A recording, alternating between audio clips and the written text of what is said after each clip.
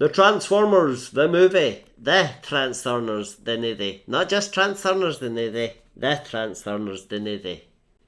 Let's get into it. Beyond good, beyond evil, beyond your imagination. That's the tagline. This movie is from 1986. It lasts 1 hour 25 minutes. So basically this movie was made to capitalise on the cartoon series, of course. Basically, Hasbro wanted to introduce a whole load of new characters so they could sell a whole load of new toys. So they used this movie to kind of wipe the slate clean. Because in this movie, some of your beloved characters from the first 2 seasons, and if you were a kid watching this at the time, I didn't watch Transformers, but if you were a kid watching this at the time, and you went to cinema all excited to see this movie, you would have been devastated. Because a lot of your favourite characters don't survive. Huh. Nanny, can I go and see the Transformers cartoon movie? It'll be so good. It'll be so nice. Oh, that sounds like a lovely idea, darling. Let's go. A few hours later. Yeah! So the movie opens with an entire planet being destroyed. Is this Star Wars? And we get a kick-ass song as all the Transformers are leaving this now destroyed planet.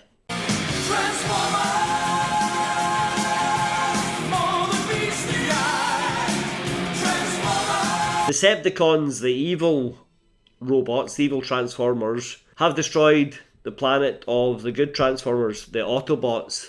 Autobots have tried to rebuild. They have Moonbase 1 and Moonbase 2. They also have a couple of human helpers. Yeah, this guy called Stike, right? And he controls some of the machines. And he's like this genius. And he's got a kid he decided to bring along with him on these dangerous missions. Yeah, his kid is called Daniel Deternain. Okay. So Spike is speaking with other Autobots, but the transmission's being intercepted by one of the Decepticons, Megatron. Megatron is the leader of the Decepticons. He hates the Autobots. He hates you. And then a flying eagle robot, a Decepticon, turns into a cassette and goes inside another Decepticon's body, who turns into a cassette player, so they can listen to this intel. Yeah, it's a bit... Don't look too much into it, because it's a bit messy. For some reason we cut to Earth and we see Daniel, the little boy, and he's having a great time fishing with his mate, Hot Rod. This is the only Transformer toy I had as a kid, Hot Rod, and I thought, oh, he must be the best one.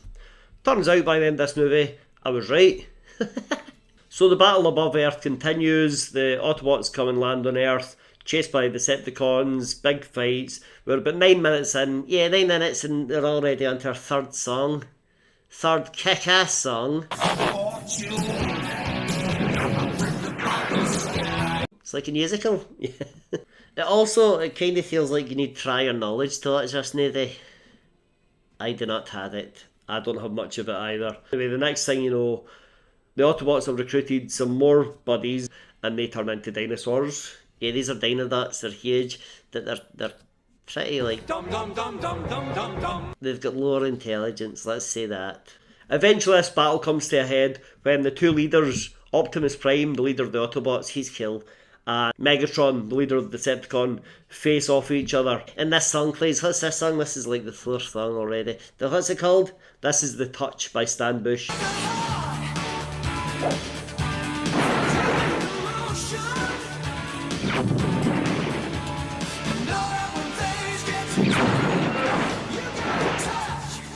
But it's a pretty cool song.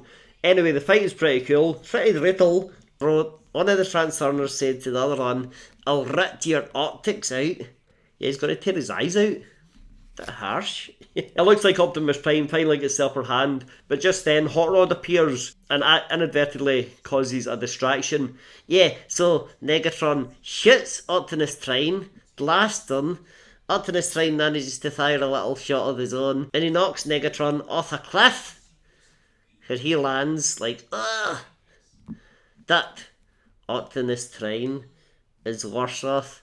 He took the blast directly to his chest, and now he is mortally wounded. He's a goner.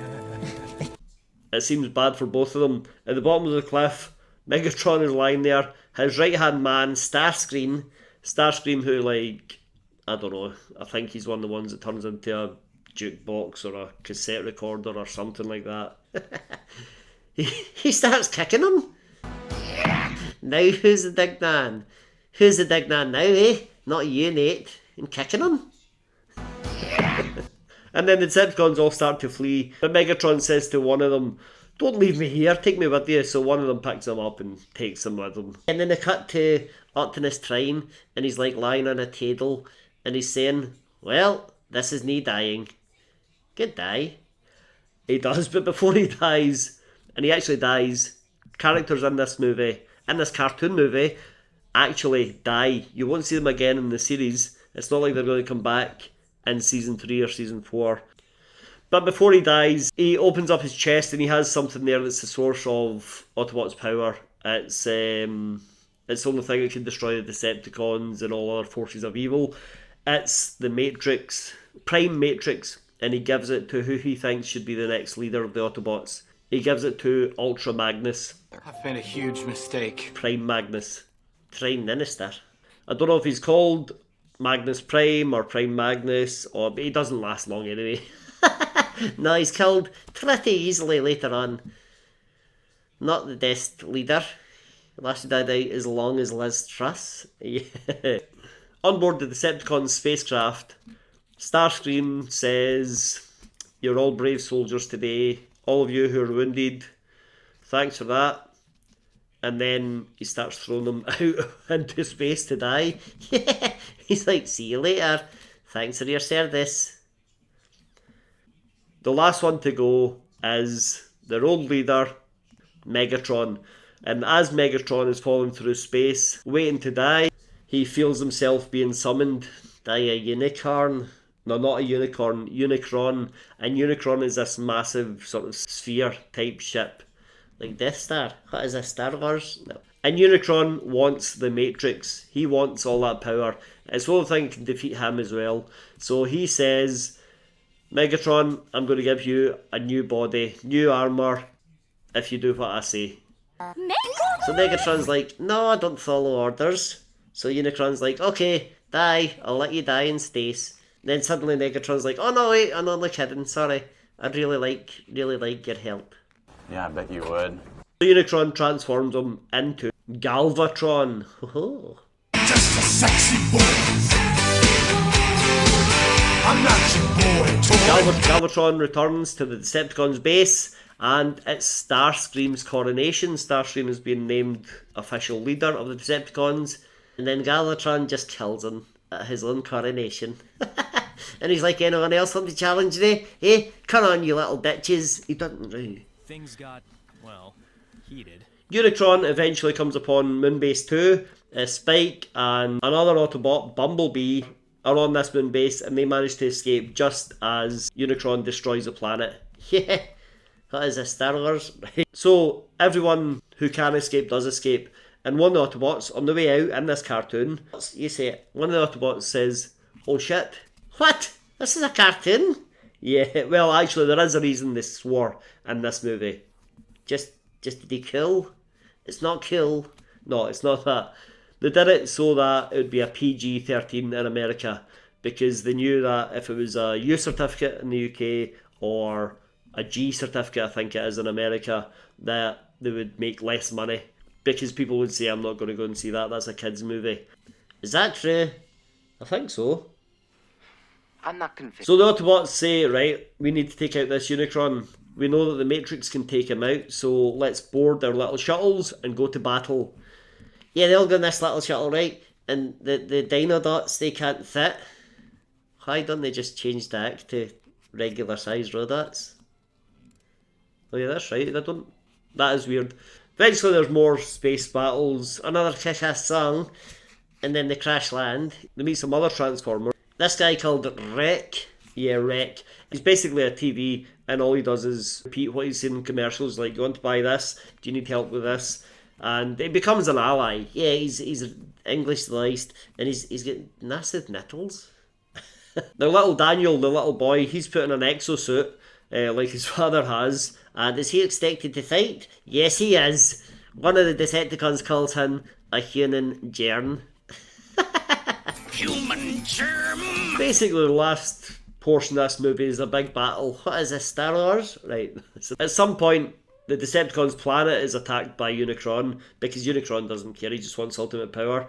Galvatron says, listen, I'm going to go and help. I'm going to go and get the Autobots and see if we can team up against this common enemy, Unicron. But Unicron basically tortures him until he changes his mind about that plan. I don't know why he told him that, but he did. I shouldn't have done that. And then Unicron becomes this giant guy, like a big giant Transformer. He's not a steer anymore, he's a big beast. And he starts swallowing all the other Transformers. That's right. He doesn't chew them up and kill them, he just swallows them. And part of his insides is a room with a big acid pool in the middle. Yeah, and he's got this conveyor belt of Autobots and Decepticons dropped into the tip of acid. And one of them that's captured and on this mechanism is Stike. And little Daniel's just watching it, he's like, oh Dad, what should I do? And his dad's like, tell the lever, press the button, do something. Idiot. He doesn't call him an idiot. He wants to though. Maybe. But luckily, Daniel presses the right button at the right moment, just before his dad falls into the acid and dies. Yeah, all the others before him, tough. I guess so. Now, most of the Autobots and Decepticons are trying to make their way to freedom, or trying not to die, but Galvatron is fighting the new, unelected, unofficial at this point, leader of the Autobots, the only one who's standing up to him, Hot Rod. Yeah, Hot Rod has a train. Hot Rod and Galvatron have this great fight. It's pretty cool. It is pretty cool. And Hot Rod wins the fight. Yeah, the way he wins the fight is he just throws Galvatron through the wall. So, through Unicron's belly. That's right through his stomach, into the void of space. Die. And Hot Rod now also has the Prime Matrix, so he is now Rodimus Prime. He's Latin now. No, that's his name now. Rodimus Prime. Hot Rod is the king. Yeah, and as such, he uses his tower and flies up to the head of Unicron and bursts out of his idol and kills him that way. Yep, he destroys Unicron from the inside and leads the Autobots to victory. Once again. Yeah. Unicron's head flies off into space. Oh, and also during that fight we got another kick-ass song. Well, we got the touch again. Yeah. And then head flies into space and freeze frame. That's the end of the movie. What did you think of the Transformers, the movie? Well, I was confused. Yeah, I was a bit confused. But, I mean, you can follow the story, basically. But, like I said, don't get too attached to any of the characters, because it's heartbreaking the amount of characters they kill off just to sell new toys. They could have just said, for Series 3, look, there's a new Autobot planet or something, but they're like, nah, let's murder them all. Yeah, that is cool. That's not the point I was making. That it's cool, though, and funny. Right, okay. I wouldn't not watch it, especially if you remember the cartoon. Go back and watch it. You'll have a blast. I did not. That it wasn't, Dad. No. I love the fact that all these old cartoon series were hand-drawn. What? There's no computer animation back then. It was all hand-drawn by a team of people, and it looks so cool. It looks so much better for it. If you watch Thundercats or He-Man, or, well, maybe not He-Man, you'll see the animation, the background, all this stuff looks so much better than it does in a lot of today's cartoons. That's just my thoughts. Anyway, join us next time. Yeah, hit like, hit subscribe, watch another video.